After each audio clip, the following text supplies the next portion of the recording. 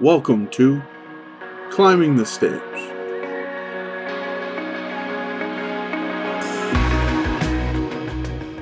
I'm your host, Justin Stair, and my idea with this podcast is to basically have conversations starting with my friends, starting with people that I find interesting, and hopefully kind of expanding out to people maybe you find interesting or anybody willing to kind of talk and have a good conversation. I feel like that's something we don't do enough of anymore. And today is my first episode, and with one of my best friends, if not, well, my best friend, and Kevin Plummer is going to join me today, and we're just going to talk through. I got a handful of questions that I want to ask him, and one thing I'm going to do is make sure whoever I'm interviewing has at least one, maybe two questions for me at the end, because I feel like I don't want to be the guy always asking the questions. I'd rather have a little bit of a banter there, and by all means, Kevin knows a lot of our conversations go on weird tangents down strange alleyways, so do not be surprised if I ask a question and we never answer it because we've gone on to some other tangent and some other weary road. But again, thank you, Kevin, for being my first guest. And when I asked you, what did you think about being the first interview guest? That was a little weird, but I've done Stranger Things for less reason. Like 4 years of videos with me sitting on this couch. Actually, that wasn't bad. That was kind of fun. But it was still strange. I mean, it was pretty strange. We're strange people. That's very true. And if you don't know what I'm talking about, Kevin and I did 4 years of movie, book, TV, game reviews. You can still find all those videos on Cover to Credits on YouTube. And, there might be some time we get back to that. I'm not sure exactly where this podcast will live. It could turn into a video and audio podcast. And if that's the case, it might live on Cover to Credits. I kind of miss doing those videos. And even if it's something different, or like I said, it's just a video podcast, that may be something that kind of comes back and gives a little life to good old C2C back in the day. Mm-hmm. But, we're just going to start out with this. So my first question for you is literally, have fun with this one. Today, who are you? Today, who am I? If somebody who doesn't know you asks, who are you? How do you answer that question? I guess I am a computer guy. I sort of work help desk, although it's sort of a bastardized help desk. Fair. I'm like between the normal help desk and the actual like IT professionals. I sit in the gray area between those two. Mm-hmm. I do the like, yes, have your password reset, has your computer plugged in, do you need to restart your computer, is your keyboard just plugged in, but I also go out to servers, dig around in Active Directory, I've got more power than that. I can go out and do database stuff. Like I said, I'm not quite a real IT guy, but I'm not quite a help desk lackey either. The company Kevin works for contracts a much, much larger global company, Mm-hmm. and he works at the... I'm a subcontractor of a subcontractor for basically what's a Fortune 50 company. Yeah, exactly. So other than that, anything? I also write novels part-time. We'll get into that a little more later. Continue though. A lot of that. One of the things about my job is I work weekends and the unactive shifts, so I've got a lot of time to blow. And I've been trying to get my career started as a crappy fantasy author. So we'll elaborate a little more on a few later questions with that. Anything else you can think of? Not much. I mean, avid other reader. Than that, definitely avid reader. Listener. All the time. I devour books a lot. There's not a time where if I see listen Kevin to audiobooks. Yep. Audiobooks are a huge thing for me. Started listening to those probably 4 or 5 years back, and honestly, I'm like an Audible junkie. There's not a time where if I see Kevin... My library on Audible is probably like 600 or 700 books right now. Anytime you see Kevin in the wild, he probably has headphones in, no, he might not be ignoring you. He probably has no idea that someone might flag him down or say something to him. Yet has not been hit by a car, thankfully. Not when I'm on my feet. I have been hit by a car in my car, though. Different story. Recently, terrible driving and came back and somebody else bumped somebody else that hit you. Yeah, I was the third guy in line. Somebody else got smoked head on, and his car flew backwards into mine, which is a mess. And now I'm sitting here with my broken car, and then the lady who's supposed to be in charge of the insurance claim just took a week off for no reason without actually notifying anyone. Wow. Now it's like... So everybody's in limbo. Everyone's in limbo. We live in central Illinois, by the way, and there is something going on where in the last 2 weeks, there have been so many crazy accidents and just so many random things. Solar flare, people losing their minds. Man, it's just like nobody knows how to drive anymore. Either way, maybe. we digress. So, my next question is kind of random, but I thought it'd be a fun one. If you could do anything you wanted other than what you're doing now, so writing and IT, what would you be doing now? I don't know the answer to that question. I mean, realistically, the answer could be in a cabin in the woods fishing, and I'd be like, that makes perfect sense. I wouldn't mind that. I did get offered a job the other day from, my car got hit, obviously, tore the driver's side handle off, and now, but since the key only works on the driver's side, I've locked myself out twice, had to call a locksmith to bump it open. Anyway, talking to that guy, he offered me a job, and is like, hey, if you feel like doing something else with your life, you should come work for us. So I think that would be a cool job. Locksmith? I mean, That could be cool. know, going out and actually working with my hands, that's something I miss a lot of. It's like, I used to have a more active job than I do now, and it sucked, but, I was in a lot better shape and probably Which one? Which happier. one? Can I ask which job you're talking I about? was working at the school. Okay, because when he said that, I'm thinking of a job that somebody had at the plant outside of Canton, where you were in a truck reading, flipping a switch, and I was like, more active. No, that was running the not more fence. active. No, I mean, but like I said, that was back in college or even back in high school. Wasn't the last day you worked there the day you got stitches in your head? Yeah, basically. Yeah, I remember that. Yeah, well, that's life. No, that makes sense. I get that. I get that. I wouldn't mind a more active job. Like I said, working outdoors again. There's something gratifying about that. Well, Fulfilling, I guess. A lot of it is, I word. think, no matter how much you get done at your job, there's nothing like tangible or like. Well, that's my thing with the service industry. It's like, it's tough to feel that your job is useful when you don't make anything, you don't really solve any problems, Or you do, but you don't know that. It's not you don't connected to you. really contribute much of anything to the world, I mean, you're solving other people's problems, but what I mean is, there though, you have no feeling of finishing that, other than being able to turn in the ticket and move on to the next call. You know what I mean? So I mean, I get that completely. There's no like tangible feeling of accomplishment for a lot of that.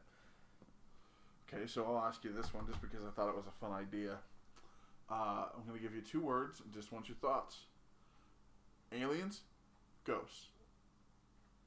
Aliens and ghosts. Any thoughts? We live in a strange place where you do see some weird shit in the air. Like back at home.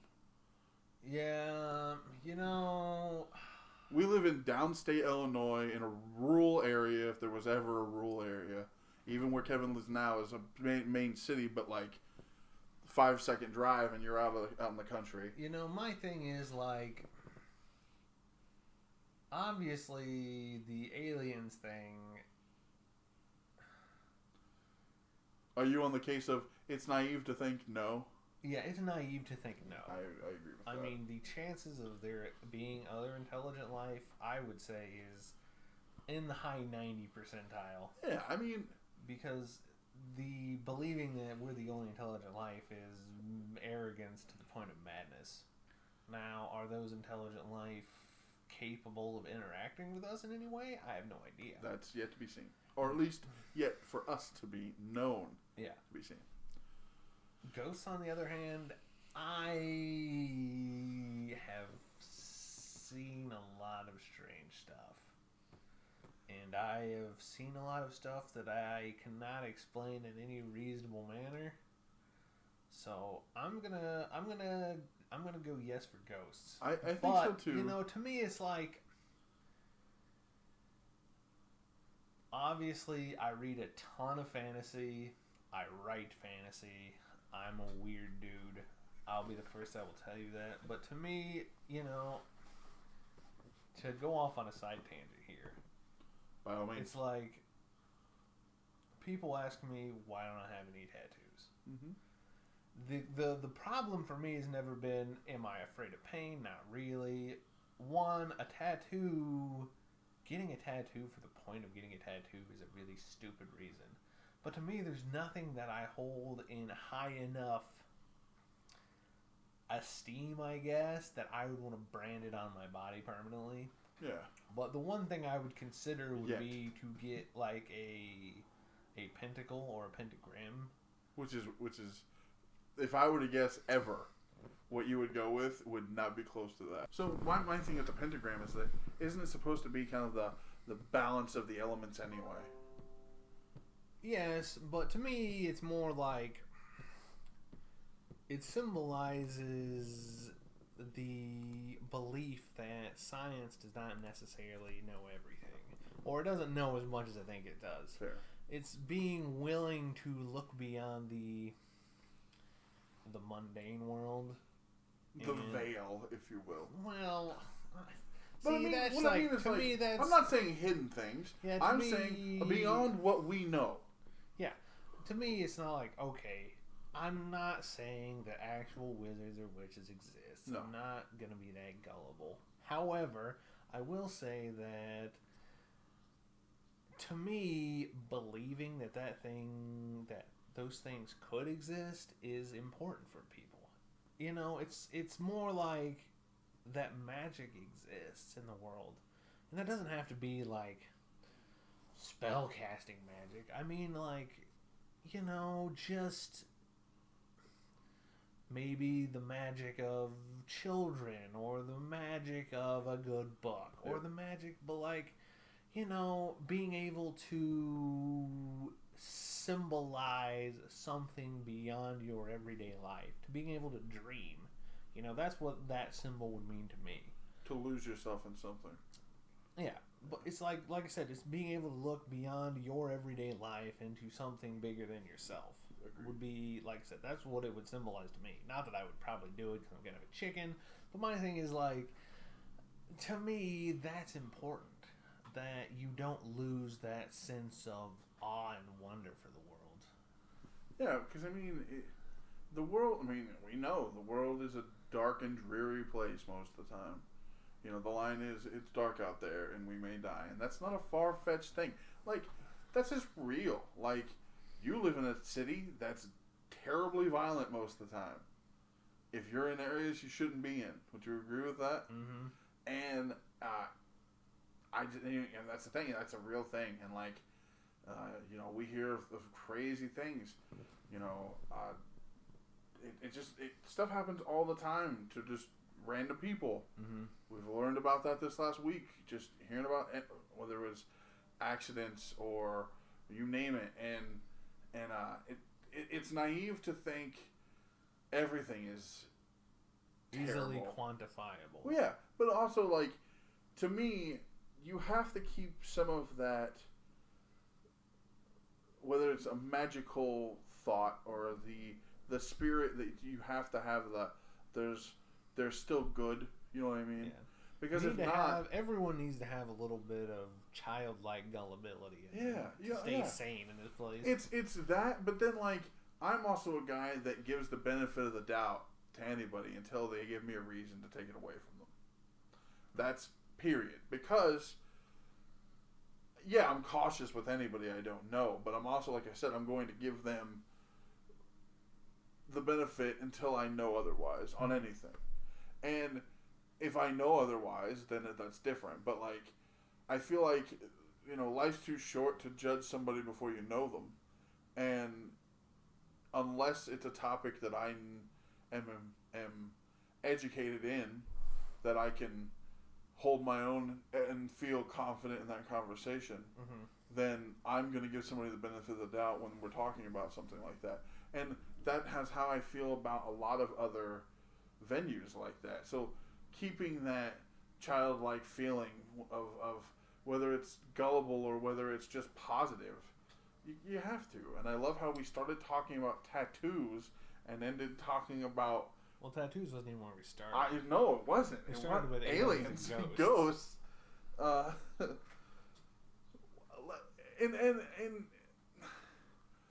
And I agree. I'll tell you my thoughts with part of that. And I feel like I don't want to give stories. I don't want to. I eventually will tell stories. Do you have any alien ghost stories? Anything you've seen? Like I said, we lived rural. I hate that word. Rural. I've seen crazy things at night in the sky out there in the middle of nowhere. We have. Well, I will also say this. I know that where we live, military maneuvers happen a lot at night and during the day. And like coaching for baseball for 14 years, we've had multiple times where you're watching a C-130 fly over and it looks like it's going to clip the lights. It's so low. So like I know that there are weird things at night you can't explain, but I also know there are other things we see that are just weird. Well, my thing's like, okay, anytime you hear a ghost story or a Bigfoot sighting or an alien abduction or any of that around stuff, here, a large cat. Yeah, any of that people make fun of, like, to me, it's a numbers game, okay? How many Bigfoot sightings are there every single year? Across Canada, across the North U.S., across...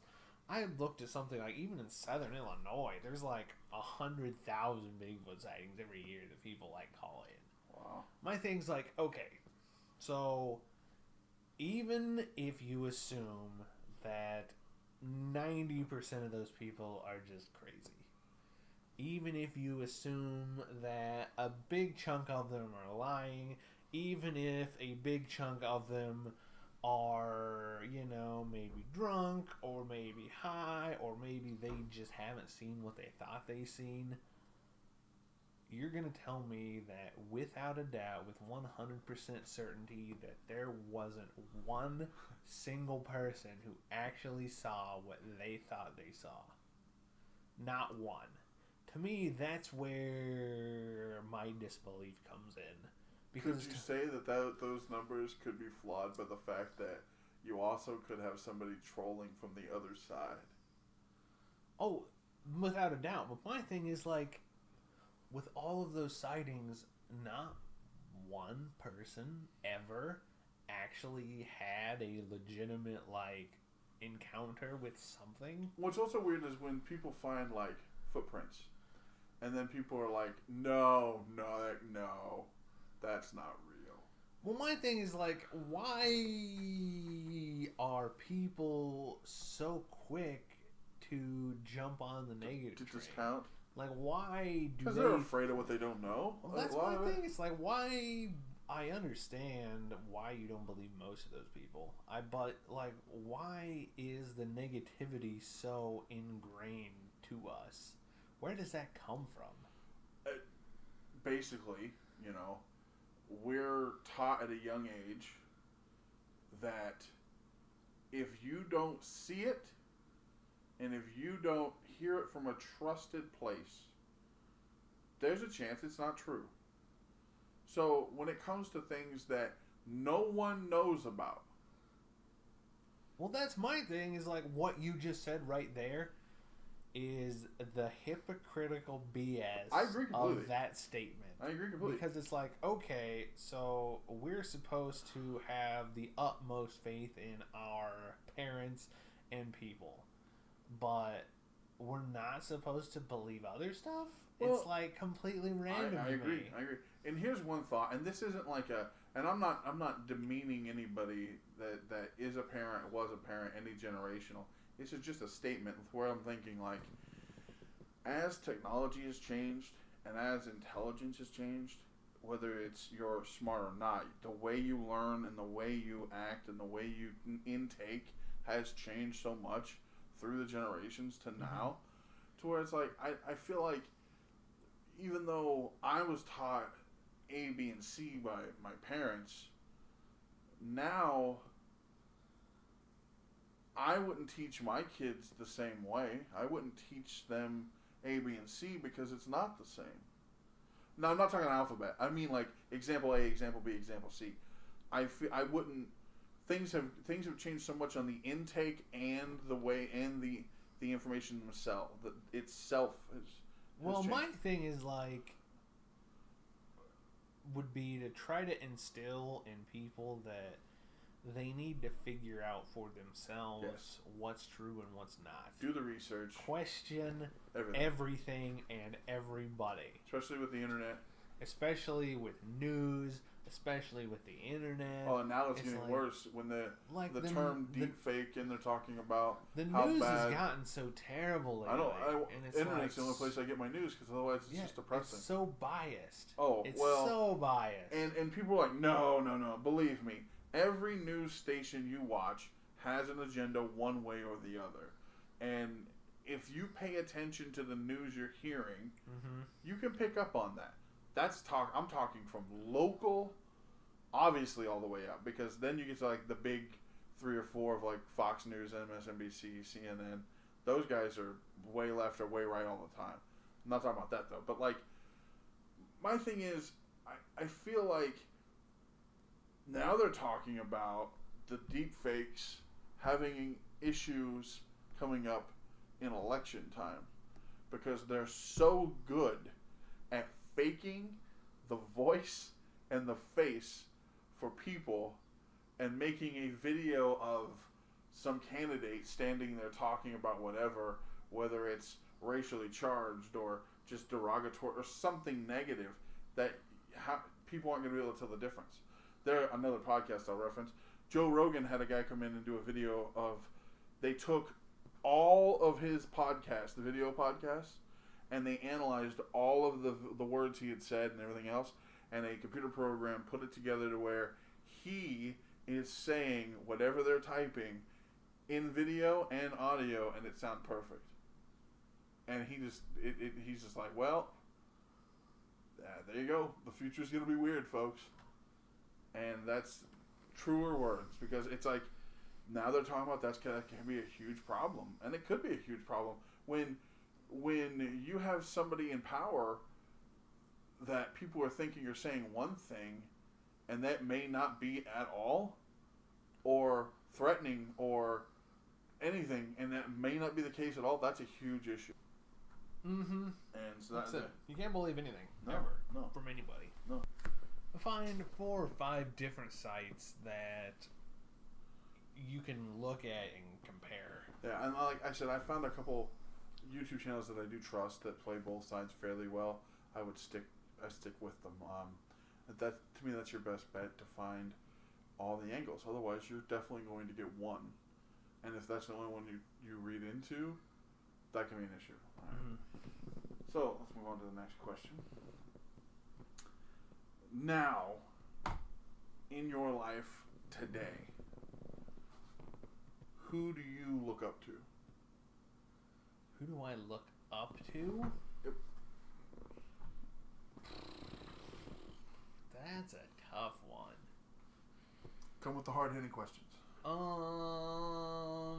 I would say,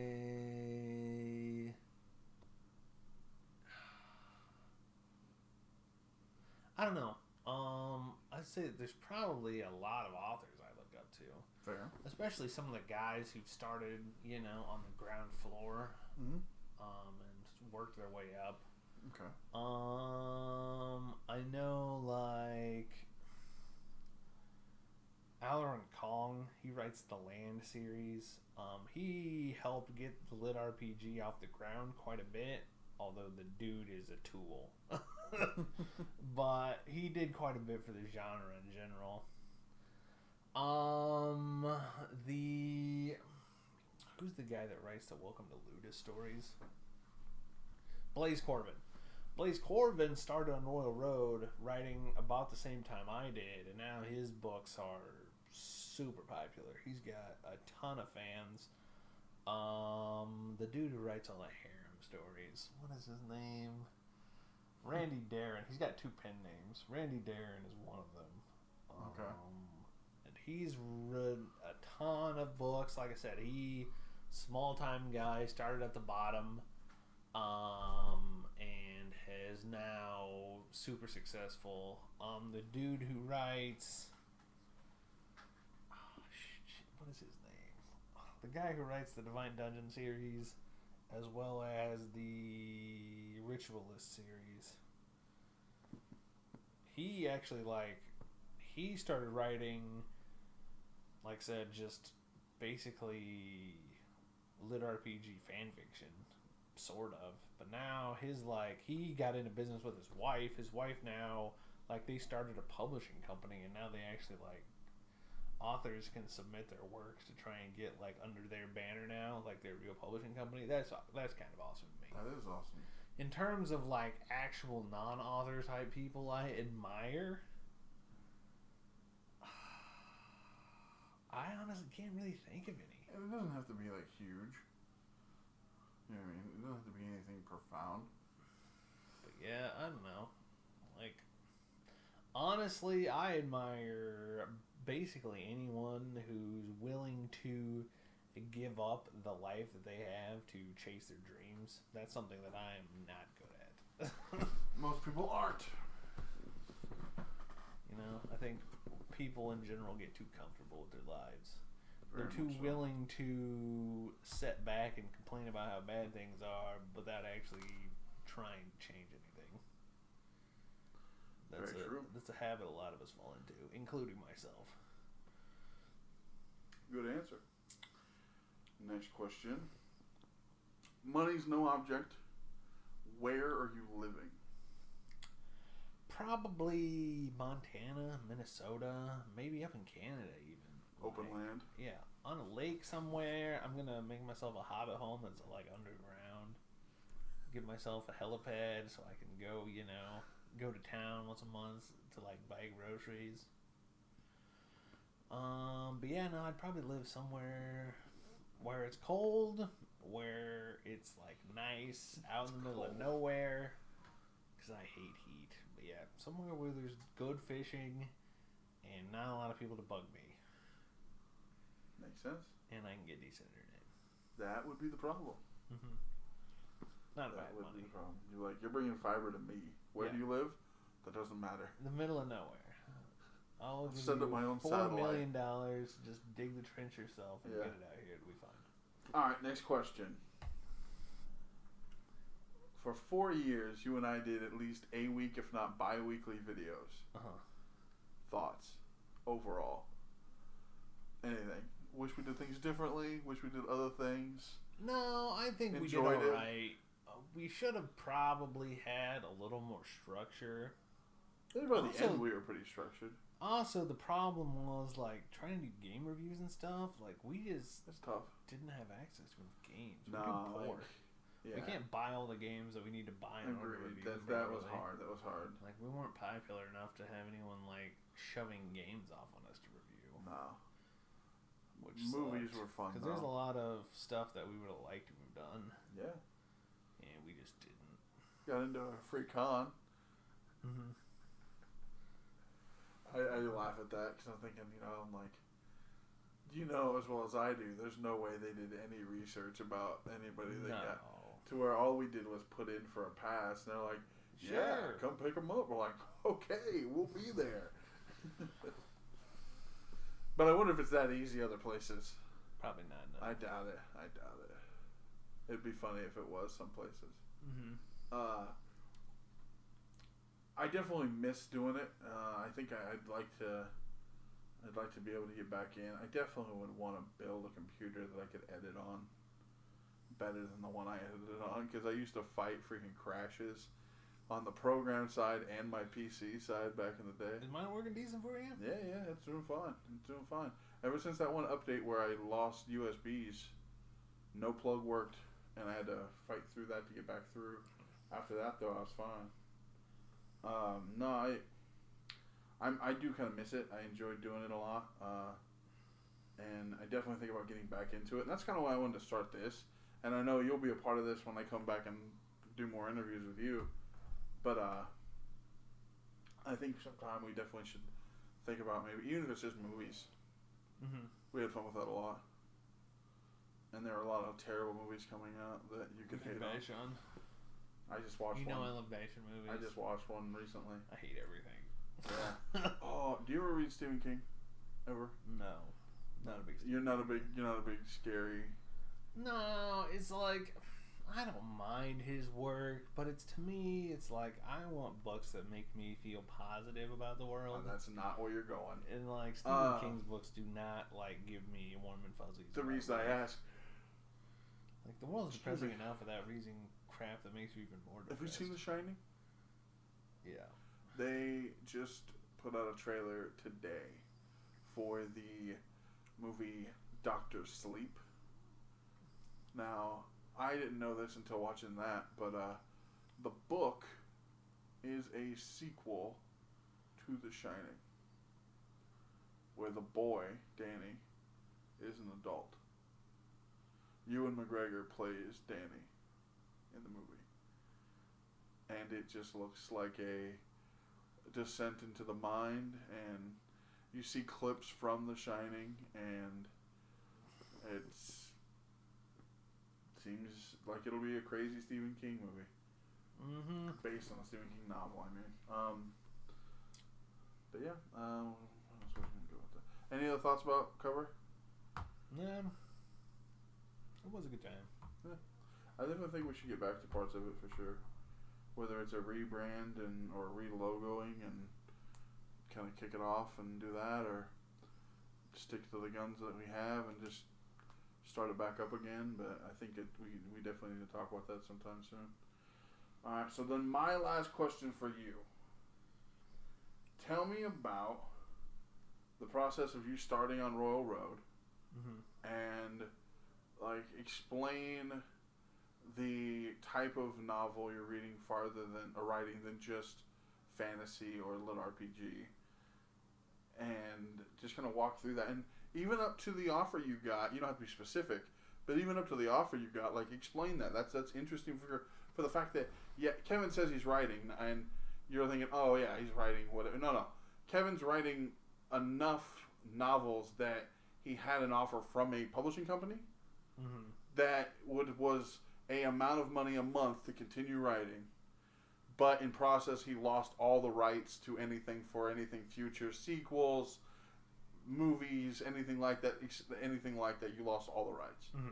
And so he didn't take it because he doesn't want to give up the rights, which I understand completely. But explain how you started with that with Royal Road.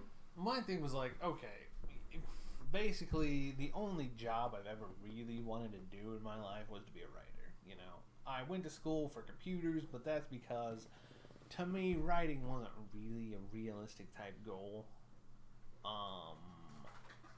Except, you know, in the last 10 years especially, it's become way easier to self-publish and put yourself under your own banner rather than trying to get a book deal or something like that. You know, because there's a lot of really excellent authors out there who have never got book deals. But now it's like, basically, if you spend 2 hours editing your book, you can slap it up on 6 or 7 different sites. Amazon, Smashwords, like, there's a ton of them now that you can put your book up on with very little effort. Anyway, so my thing was, like, always wanted to write a book, and I'd been doing background and world building for years and years, basically since I was like 16. I had this idea for a book. I wanted it to be sort of Harry Potter-esque in that it'd be a coming of age story. The main character's a wizard. He goes off to magic school. This stuff happens to him, and I have all this built up, but it's like I never could pull the trigger and start writing it. I wrote the first chapter probably 12 times and always ended up trashing it.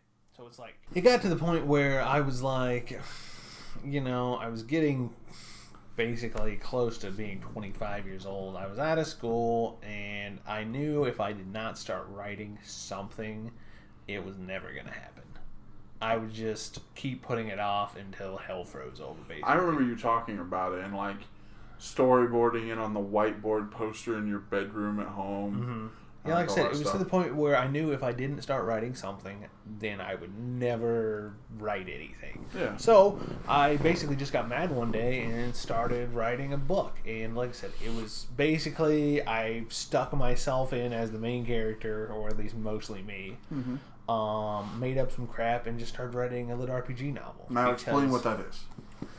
A lit RPG is a fairly new-ish genre of writing to where either the main character is playing in like a full immersion video game, or for some reason he's stuck inside one, or for some reason the world has become like a video game.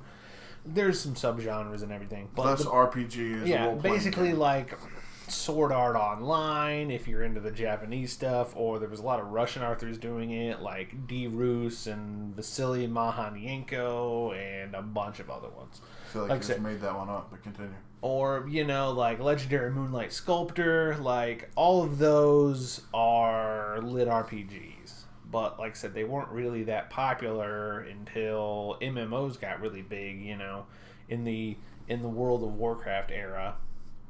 When World of Warcraft was huge. But like I said, they got really popular over in Russia, Korea, Japan, and they've sort of bled over in the US in like the last, 5-6 years now probably. But anyway, like I said, so I came up with basically a dumb idea, and I just started to write this story. And I got into it. And I had a lot of fun with it. And I ended up my first book, Kill 10 Rats. I wrote two whole books in the series, and I've probably written a decent chunk of a third book. And like I said, I slapped it up on a Royal Road to see how it would do. It got fairly popular. I got some donations, so that ended, and then I started writing another book called City of Goblins, which, like I said, that book's basically done except for some editing problems. Like I said, how long have you been writing it? Honestly, it didn't take me that long. I wrote it in probably 3-4 months, but the problem is I've been setting on it since then, and I haven't really done anything with it. I need to publish it, but it's like I wanted to have it done by this June, but I don't know if that's going to happen or not. Well, since it's June now. But like I said, I wanted to have it done, but like I said, it needs some work. I was going back through it, and there's parts of it that aren't great, but like big errors, not like little problems, fairly large problems. But like I said, everyone who's read it so far has been pretty popular. But I need to get that self-published by at least the end of the year.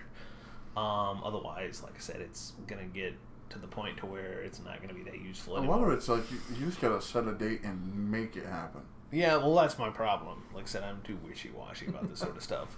Well, then the Chinese company Quindin, they were basically the biggest web novel site in the world over in China, and they basically made a site for US web novels, started buying up all the translations of a lot of the Chinese novels, and made their own site that's super popular.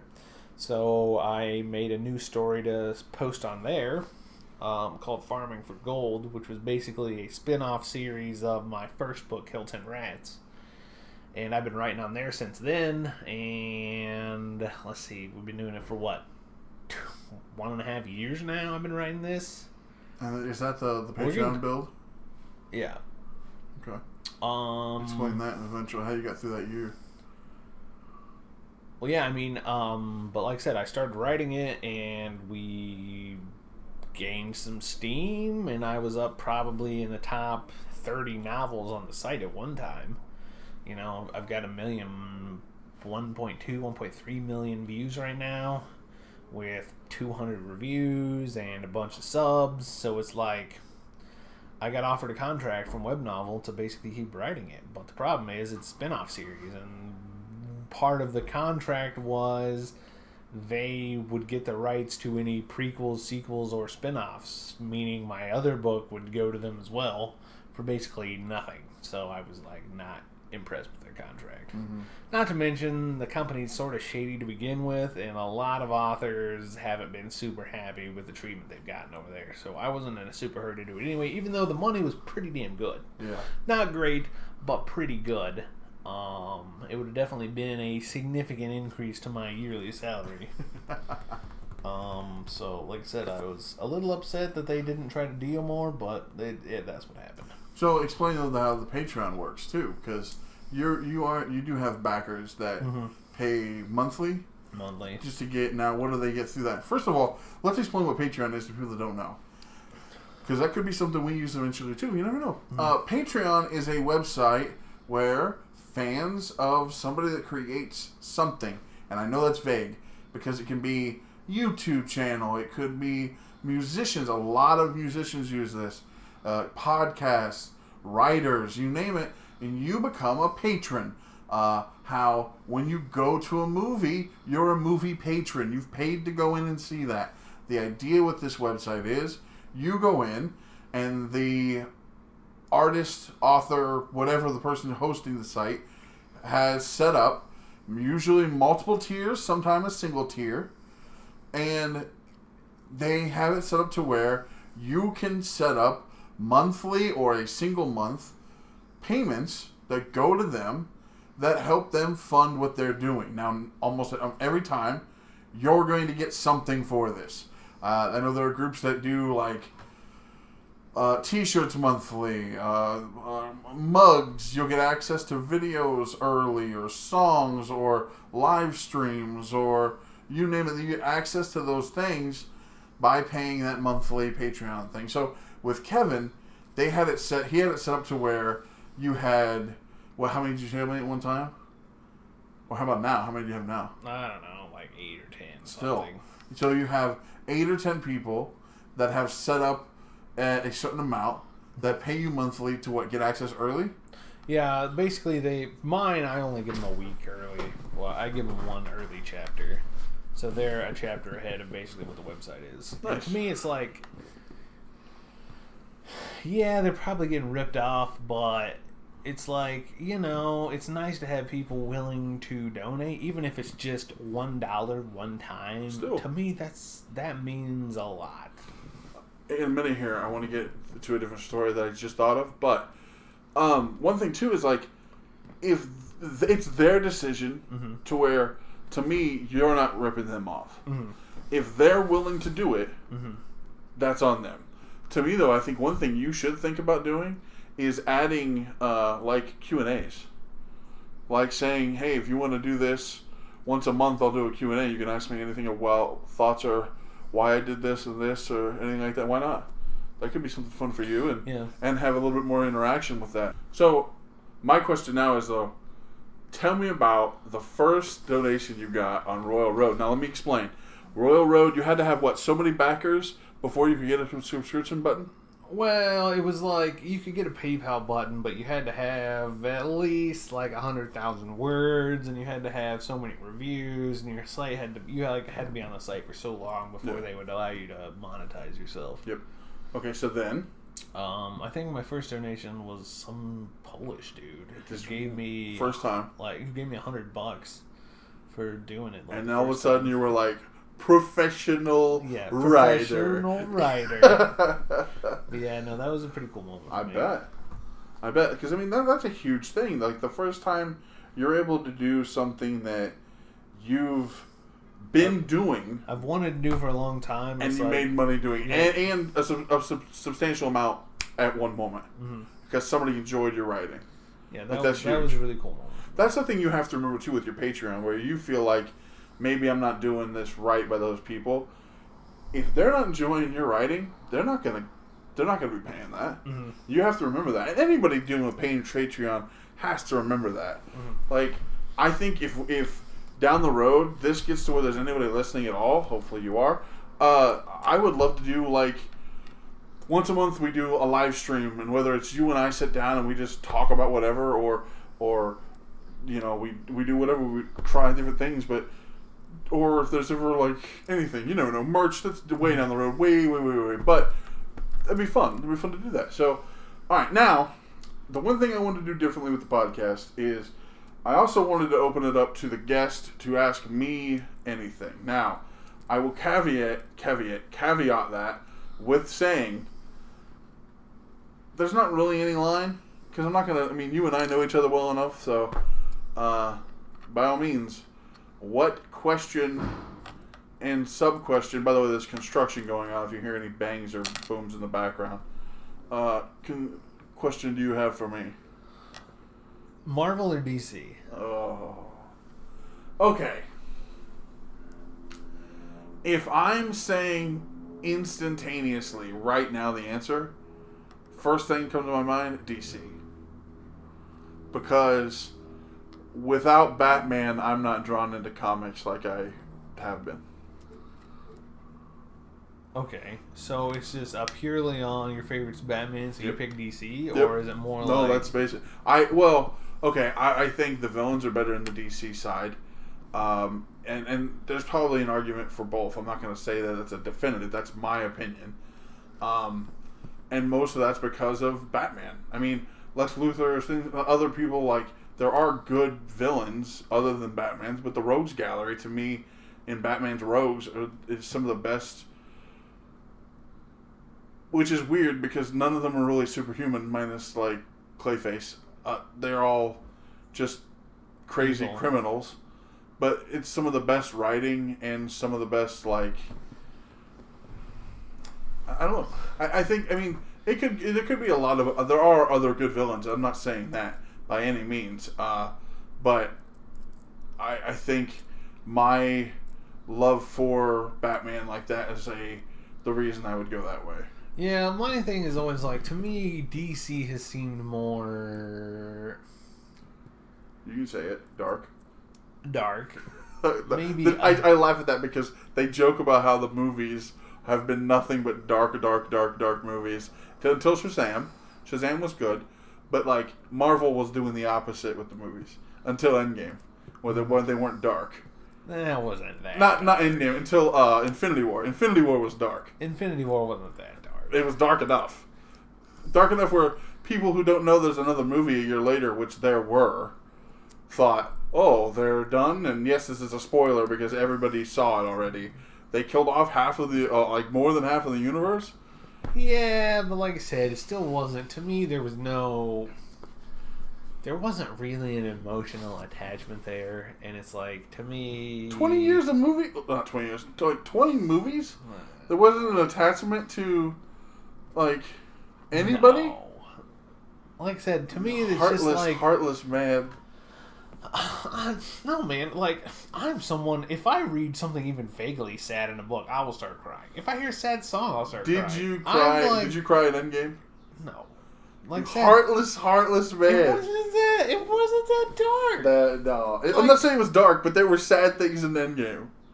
Some, barely. There were sad parts in Infinity War.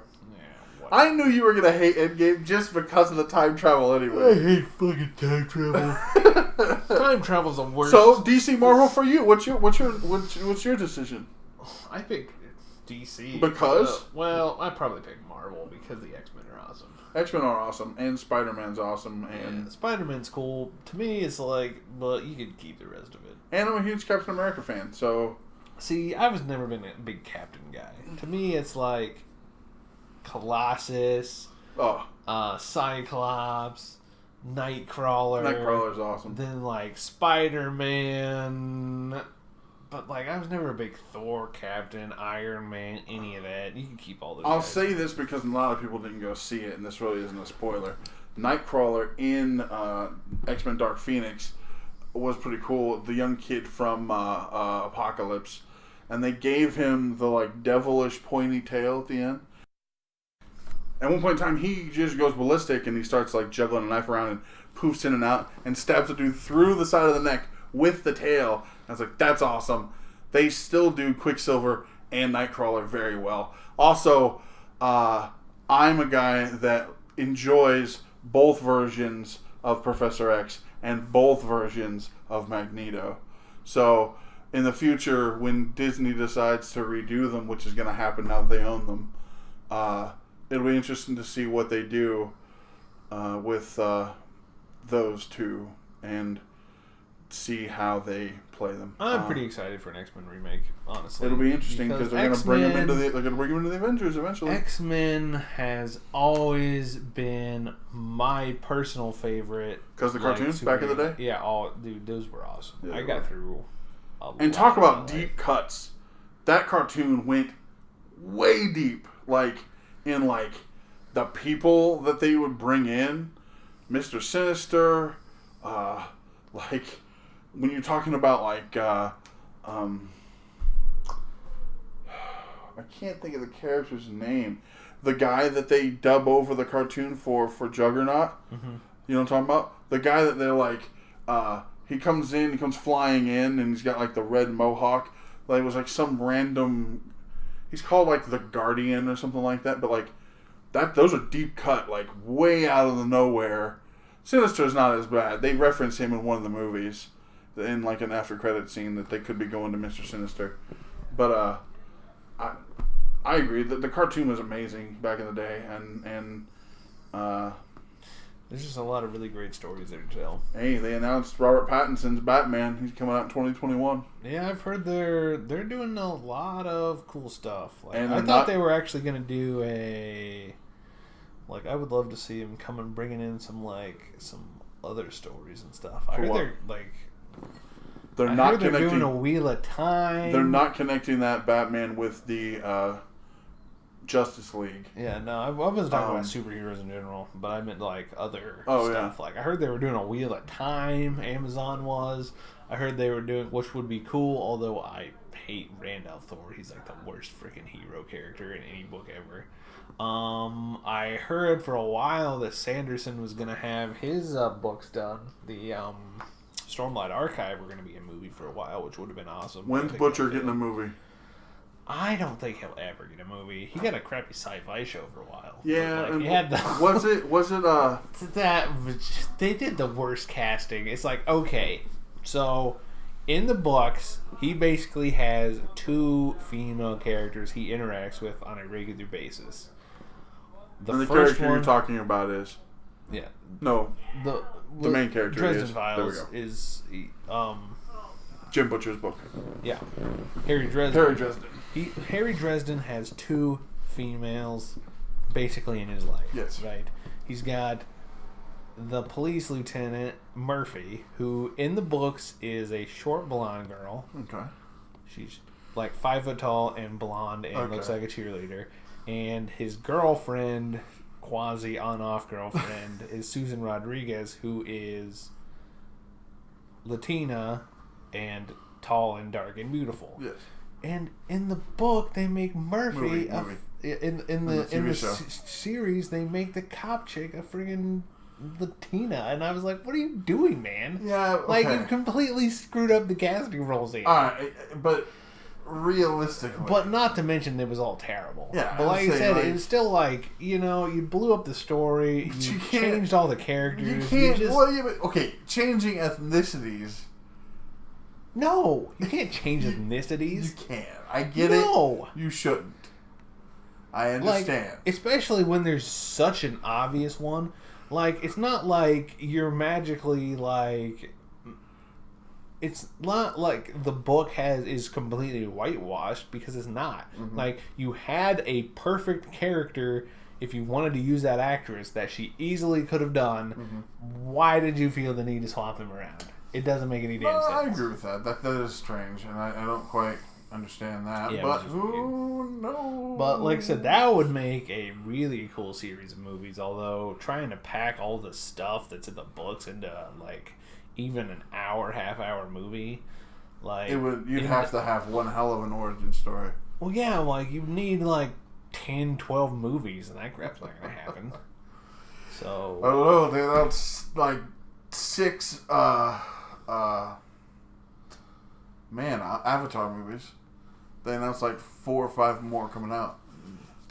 They are doing some cool things with Star Wars TV series for the Disney Plus channel, and that'll be interesting to see what they're doing now. That would be and Marvel a cool TV series to see. Marvel TV series Loki is doing a series that takes place, I think they said, in like the 70s, and then Ann Hiddleston's doing it, and then they're doing a Falcon and Bucky series, and they've got one that might be the House of M, which is or not the House of M. Well, it might be the House of M, but then Wanda and Vision, and like in the comics, Scarlet Witch and Vision have like android kids, and like they've done a bunch of, and like this comic was supposed to be like a 50s era. I think that might have changed, but like 50s era Wanda and Vision series.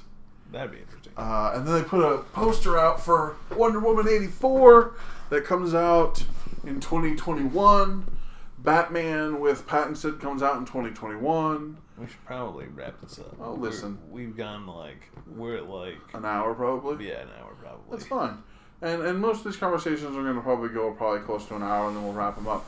You have another question, or is that about it? That's about it. Alrighty. Well, I'm going to thank you for listening, and I thank Kevin for being the guinea pig here and kind of rolling through everything with me, and we'll definitely be back and have some more conversations about randomness. That's kind of what we do.